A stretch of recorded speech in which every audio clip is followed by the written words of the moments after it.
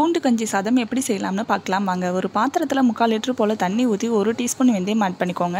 தண்ணி சூடாகட்டும். 3 பெரிய பூண்டு உரிச்சு சின்ன சின்னதாக கட் பண்ணிக்கிறேன். முழுசாகவும் போடலாம். எங்கள் வீட்டில் ஒரு குழந்தை இருக்குது, அதுக்கு நல்லதே ஆகாது. கரெக்டாக இந்த பூண்டை தூக்கி வெளியில் வச்சுட்டு தான் சாப்பிடும். அதுக்காக தான் குட்டி குட்டியாக கட் பண்ணியிருக்கிறேன்.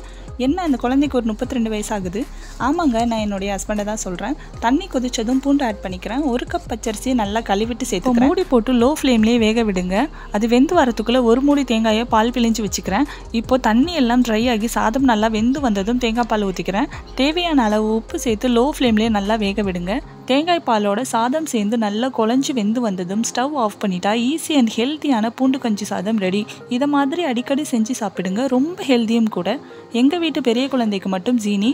உங்கள் வீட்டில் யாராவது இப்படி இருந்தால் கமெண்ட்டில் சொல்லுங்கள். இன்றைக்கி பட்டணத்தில் நல்ல மழை, அடிக்கிற வெயிலுக்கு இப்படி அடிக்கடி மழை வந்தால் ரொம்ப நல்லாயிருக்கும். பிடிச்சிருந்தால் லைக் பண்ணிக்கோங்க, மறக்காமல் சப்ஸ்கிரைப் பண்ணிக்கோங்க. தேங்க்யூ, பாய்.